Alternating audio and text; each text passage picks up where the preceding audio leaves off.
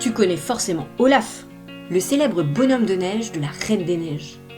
Celui qui adore les câlins, qui rêve de bronzer sur la plage, qui chante à quel point l'été a l'air merveilleux. Pourtant, il y a comme un léger problème. Olaf est littéralement fait de neige. Autrement dit, plus il fait chaud, plus il fond. Et aujourd'hui, j'ai envie de te proposer une théorie complètement scientifique, enfin presque. Et si Olaf était en réalité l'exemple parfait d'un système nerveux qui supporte mal la surcharge sensorielle? Parce que parfois, certains enfants ressemblent un peu à Olaf en plein mois d'août. Et certains adultes aussi. Plus il fait chaud, plus il y a de bruit, plus il y a de monde, plus il y a de changements, et plus leur système nerveux semble fondre.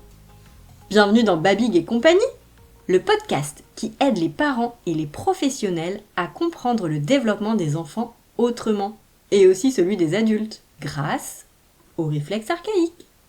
Ici, on parle réflexes et motricité, et on fait parfois quelques expériences plus ou moins folles, mais c'est toujours pour la science.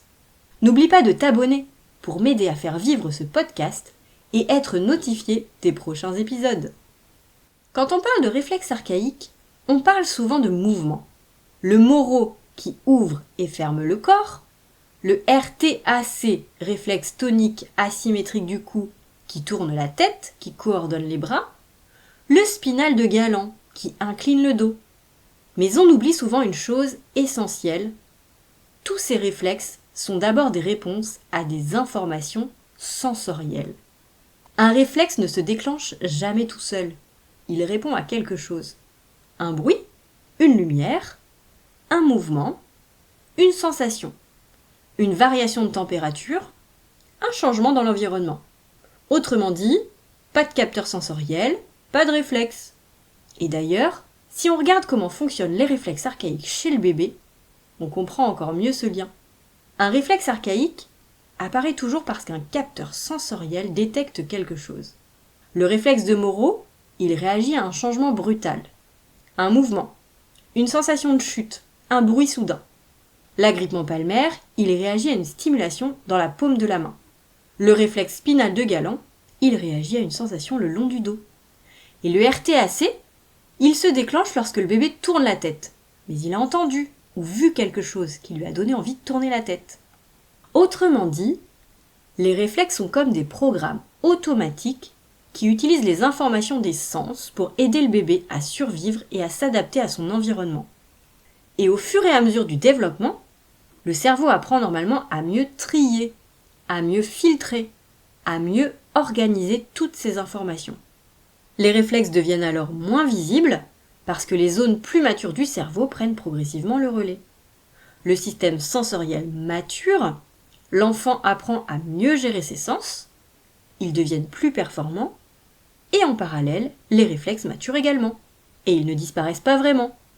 Ils servent de base au développement de mouvements, de posture et de réactions plus volontaires et mieux adaptées à l'environnement.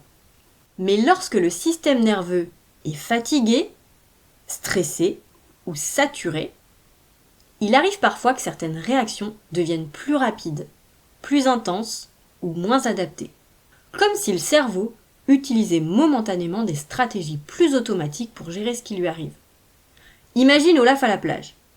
Toute la journée, il a géré la chaleur, le soleil, les cris des enfants, le sable qui colle, les odeurs de crème solaire, les vagues qui éclaboussent et les touristes qui lui demandent 50 photos.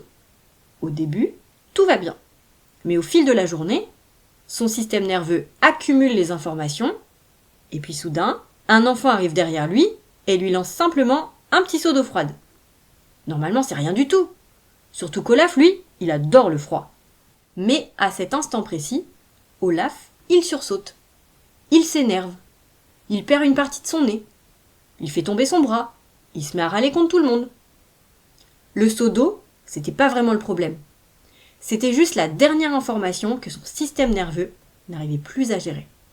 Et c'est exactement ce qui arrive parfois à un enfant qui explose parce qu'on lui a donné le verre bleu au lieu du verre rouge.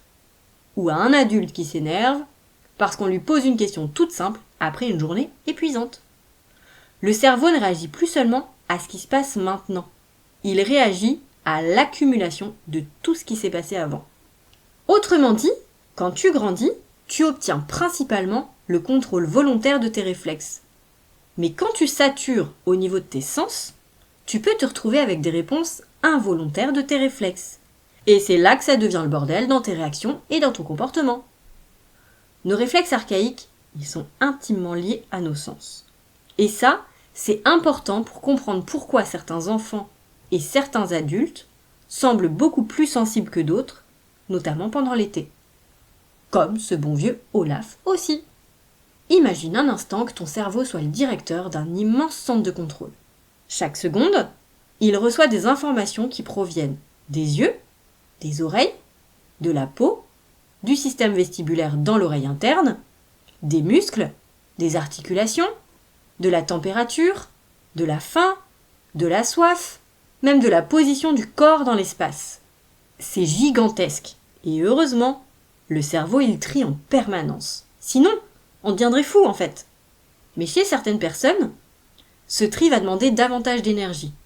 Les informations, elles arrivent plus fort, elles arrivent plus vite, elles arrivent plus nombreuses. Et quand la quantité devient trop importante, le système nerveux, il commence à saturer. Et quand il sature d'informations sensorielles, la réaction des réflexes derrière, elle peut se retrouver totalement disproportionnée. Pas du tout adaptée à la situation. Et puisqu'on parle d'Olaf aujourd'hui, imagine que tous ces capteurs sensoriels se mettent à travailler en même temps. On va commencer par la peau. Le système tactile, c'est notre plus grand organe sensoriel. Son rôle, c'est de nous informer sur ce qui nous touche. La température, la pression, les textures, la douleur. Le système tactile, c'est notre premier système d'alarme. C'est lui qui nous dit « Ouh, quelque chose me touche. Est-ce que c'est agréable? Est-ce que c'est dangereux ?» Quand tout va bien, il filtre une grande partie des informations. Mais quand il est déjà saturé, la couture d'un t-shirt, ça peut devenir soudainement insupportable. La goutte d'eau qui coule dans le dos, elle peut provoquer une crise. Et le sable qui colle partout, ça peut ressembler à une attaque personnelle. Pour Olaf, on peut imaginer que la chaleur sur sa peau de neige, c'est un peu comme un gigantesque signal d'alerte permanent. Et l'été est particulièrement exigeant pour notre système tactile. Le sable qui colle, la crème solaire, les vêtements humides, la transpiration, les moustiques. Pour certains enfants, tout ça c'est à peine remarqué. Et pour d'autres, chaque sensation est enregistrée avec le volume au maximum. Et ensuite il y a l'audition. Notre système auditif, il est conçu pour détecter les informations importantes autour de nous. À la base, il servait surtout à repérer rapidement un danger. Un bruit soudain, un craquement, un prédateur. Et ça, notre réflexe de Moro le connaît très bien. Le problème, c'est que pour certaines personnes, les oreilles, elles ne sont presque jamais en pause. Pour certains cerveaux, c'est ok, on peut dire que c'est une fête. Pour d'autres, c'est une journée entière avec 50 radios allumées en même temps. Le système auditif, il n'a pas de paupières comme nos yeux. Nos oreilles, elles restent ouvertes en permanence. Même lorsque Olaf reste allongé sur la plage et qu'il fait plus attention consciemment au bruit, son cerveau il continue d'analyser. Le bruit des vagues, les cris sur la plage, la musique du bar, le moteur du bateau, le bébé qui pleure 3 serviettes plus loin. Pour certains cerveaux, tout ça c'est simplement classé dans la catégorie bruit de fond. Pour d'autres, chaque son continue à demander de l'énergie. Et il y a aussi la vision. Nos yeux, ils travaillent aussi en permanence pour analyser l'environnement. Et quand ils doivent gérer beaucoup plus que d'habitude, certains enfants deviennent fatigués ou plus irritables, simplement parce que leur système visuel est sollicité toute la journée. Et contrairement à ce qu'on imagine, les yeux, ils servent pas seulement à voir, ils servent aussi à anticiper, à repérer les mouvements, à analyser l'espace, à détecter ce qui change. Pour Olaf, une plage bondée, c'est peut-être des centaines d'informations visuelles qui bougent en permanence. Des parasols, des ballons, des gens qui passent, des reflets sur l'eau. Et parfois, le cerveau finit simplement par dire « J'ai besoin d'une pause là pour mes yeux ». Les réflexes archaïques ne tombent pas du ciel. Ils répondent à ce que les sens leur racontent. Il y a aussi la proprioception et le système vestibulaire. La proprioception, c'est le GPS du corps. C'est elle qui nous indique où sont nos bras, nos jambes, notre tête, même lorsqu'on a les yeux fermés. C'est probablement le sens dont on parle le moins et pourtant il est indispensable. Sans lui, tu serais obligé de regarder tes pieds à chaque pas pour vérifier s'ils sont toujours là. La proprioception, elle permet au cerveau de savoir où se trouve le corps. Et lorsqu'un enfant saute, grimpe, pousse, tire ou porte quelque chose de lourd, il nourrit souvent un système qui aide énormément à la régulation. C'est souvent un système très rassurant pour le cerveau parce qu'il met en mouvement. Il permet de réguler les hormones.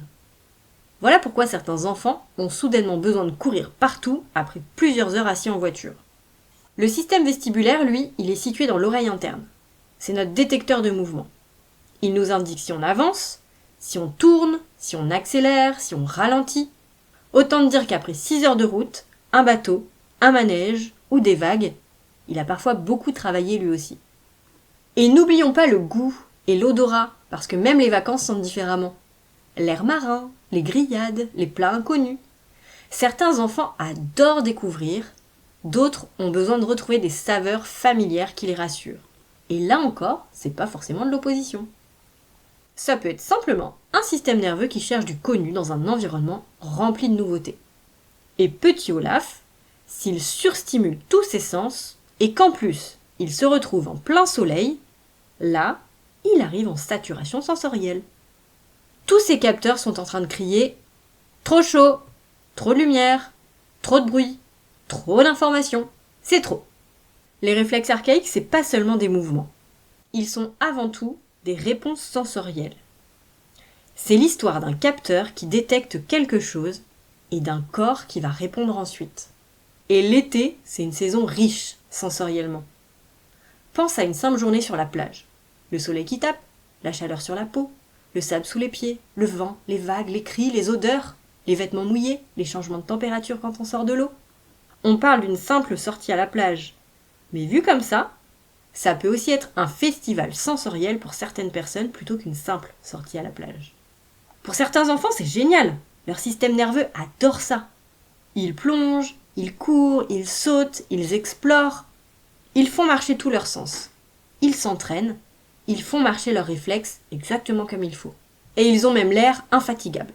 Ils utilisent leur système sensoriel pour explorer le monde. Et leur cerveau apprend en permanence à organiser toutes ces informations. Et puis il y a les autres, ceux qui râlent, ceux qui demandent quand est-ce qu'on rentre, qui refusent le sable, qui ne supportent pas le bruit, qui deviennent collants, ou au contraire explosifs. On peut se dire allez c'est bon, elle exagère. Mais en réalité, son cerveau est peut-être simplement en train de gérer beaucoup plus d'informations qu'on l'imagine. Quand on parle de surcharge sensorielle, ça ne veut pas forcément dire que les yeux voient mieux ou que les oreilles entendent plus fort. Parfois, le problème c'est plutôt le tri des informations. Imagine que tu es dans une pièce avec 20 personnes qui parlent. La plupart des cerveaux arrivent à sélectionner la conversation importante et à mettre les autres en arrière-plan, mais certains systèmes nerveux ont plus de mal à faire ce tri. Ils continuent à traiter une grande quantité d'informations en même temps. Et ça demande beaucoup d'énergie. C'est là que notre ami Olaf revient dans l'histoire. Parce que si Olaf, il fond quand il fait chaud, certains systèmes nerveux aussi ont leur température idéale de fonctionnement. Je te parle pas de température corporelle, je te parle de charge sensorielle. Quand cette charge, elle devient trop importante, le système nerveux, il commence à perdre en efficacité. Un peu comme un ordinateur qui aurait 50 onglets ouverts. Il fonctionne encore, mais peut-être moins bien. Il ralentit, il bug, il surchauffe. Parfois, il plante complètement. Alors Olaf, bien qu'il rêve de soleil et de chaleur, quand il s'y retrouve confronté, c'est trop pour son système sensoriel qui, lui, a peut-être besoin de froid.